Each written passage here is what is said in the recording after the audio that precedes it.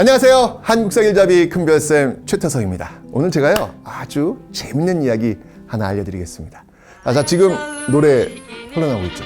가사 한번 귀 기울여보세요. 장엄한 거석더러. 오늘의 주제 짐작되시죠? 네, 맞습니다. 대한민국 1번 고속도로. 오늘은 경부 고속도로에 대해 이야기를 한번 해보도록 하겠습니다.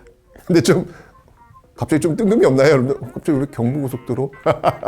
이유가 있습니다. 올해가요, 바로 여러분들이 그렇게 늘 사용했던, 늘 다녔던 그 경부고속도로 개통 50주년이기 때문입니다. 이러면 기념해줘야죠. 기억해줘야죠. 네.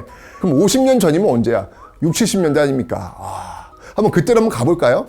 사실요, 이 1960, 70년대는 뭐 잘 아시겠지만, 대한민국이 오늘 같은 모습 아니었잖아요. 전쟁의 상흔도 남아있고 너무 경제적으로나 기술적으로 부족한 거 정말 많을 때였잖아요.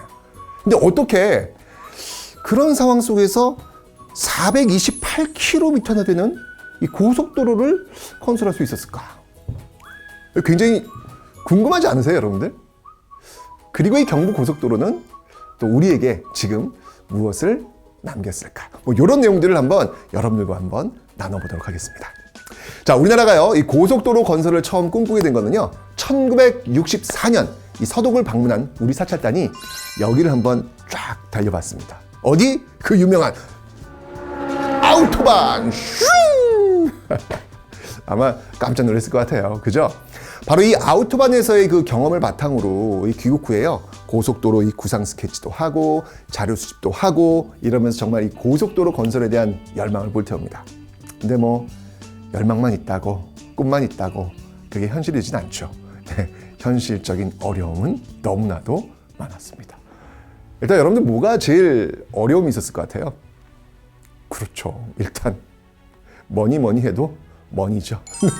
이게 건설비부터가 문제가 되는 거예요. 그러니까 이웃나라 일본에 건설된 그 고속도로 경우에는요, 건설비가요, 킬로미터당 한 8억 원 정도. 그럼 이 비용을요, 서울 부산 간 그 거리로 환산해 보면 얼마인지 아세요? 대략 3,500억 원. 그 당시 3,500억 원 어마어마한 돈이에요, 여러분들. 이게 왜 엄청난 돈이냐면 1960년대 말 대한민국 1년 국가 예산의 2배나 되는 액수였습니다. 고속도로 하나 건설하는데 대한민국 국가 예산 1년 국가 예산 2배. 와, 어마어마하죠. 돈뿐만 아니라 여러분들 건설에 필요한 그 중장비도 당연히 모자랐습니다. 대표적으로 이렇게 크레인 끌어올려야 될 거 아니에요, 그죠? 그 당시 필요했던 크레인이 한 107대 정도였다고 하는데, 당시 우리나라에 실제로 사용할 수 있는 크레인은 딱 2대밖에 없었어요. 전문 기술자도 당연히 부족했죠. 생각해보세요. 고속도로라는 개념 자체를 제대로 모르던 시절이었고, 대규모 토목공사 해본 적도 없고, 돈도 없죠. 기술도 없죠. 이 장비도 없죠. 야, 이런 상황에서 이게 428km 고속도로를 만든다?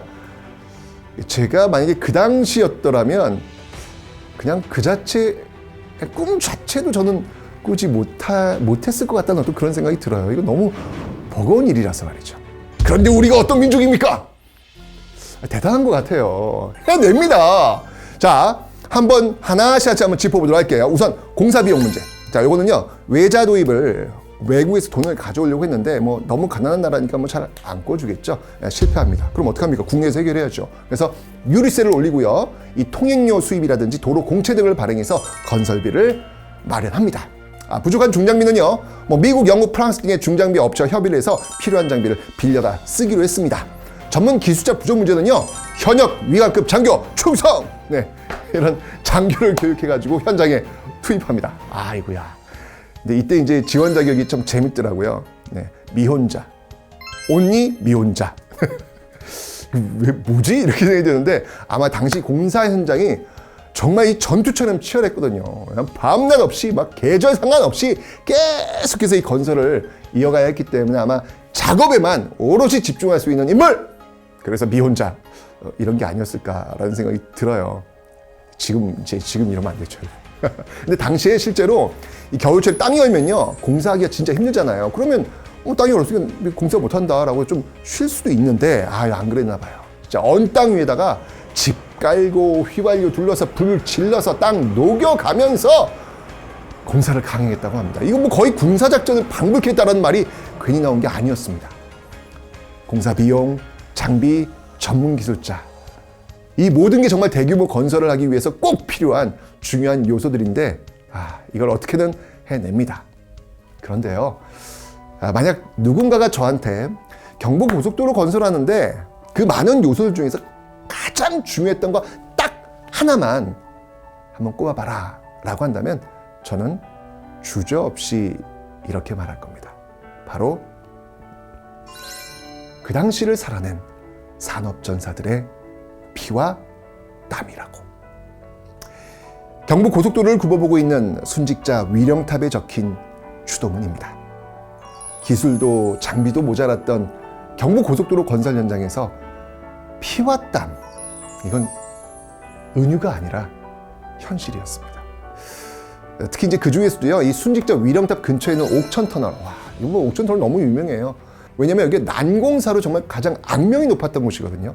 이 부스러지기 쉬운 집안이어가지고 발파라면요, 흙더미가 그냥 막 내려앉는 이런 사고가 벌어질 수 있는 그런 공간이었습니다. 무려 13번이나 실제로 낙반사고가 발생해요. 여기서 9분의 희생자가 나왔습니다. 정말 이 화장실 갈 시간이 없어가지고 그 자리에서 바지 입은 채 볼일 볼 정도로 정신없는 현장이었고요. 이곳은 개통식 하는 순간까지도 정말 마지막 작업을 하고 있었다고 합니다. 이 얼마나 위험하고 치열한 처절하기까지 했던 그런 현장이 아니었을까라는 생각이 듭니다. 그 모든 일을 감내하며 두 손으로 길을 닦은 분들이 바로 무명의 산업 전사들이십니다. 총 예산 429억 원, 소요 기간 2년 5개월, 총 길이 428km, 동원된 연 인원 약 900만 명. 1970년 7월 7일, 당시 동양에서 단일 노선으로는 가장 길었던 도로, 경부고속도로의 길이 마침내 열립니다. 물론 모든 게 완벽했던 건 아닙니다. 429억 원이라는 그 적은 예산에 맞춰서 건설하기 위해서는 원래 계획보다 이 고속도로의 폭을 줄여서 건설해야 했고요. 또 선시공, 일단 시공, 그다음에 후 보완 방식을 택했어요. 그러니까 이게 뭐예요? 완공 자체에 그냥 목표를 두고 건설을 한 거죠. 또 이 지나친 이 속도전으로 인한 그 희생 나왔고요. 게다가 이 지역 간의 불균형 문제 뒤따라왔고요. 많은 문제 분명히 있었지만 분명한 건 바로 이 경부고속도로가 대한민국 근대화와 경제 발전의 폭발적인 원동력 에너지였다는 사실입니다. 그리고 그 길을 순수 국내 기술로 닦아냈다는 사실. 그렇게 경부고속도로는 우리나라 현대사의 중요한 축을 담당하게 됩니다. 저 가끔 50년 전으로 돌아가서 이 경부고속도로를 개통하던 풍경을 상상해보곤 합니다.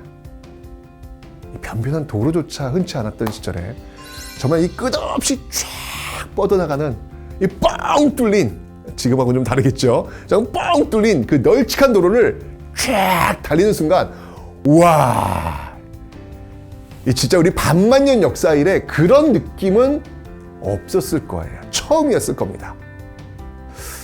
그렇다면 어쩌면 이 경부고속도로가 이 땅에 남긴 건 어려운 시절 우리도 할 수 있다 라는 그 마음, 우리도 해냈다 라는 그 자신감과 자부심이 아닐까 싶습니다. 오늘도 우리는 바로 그 경부고속도로를 달리고 있습니다. 지금까지 한국사 길잡이 여러분의 큰별쌤 최태성이었습니다.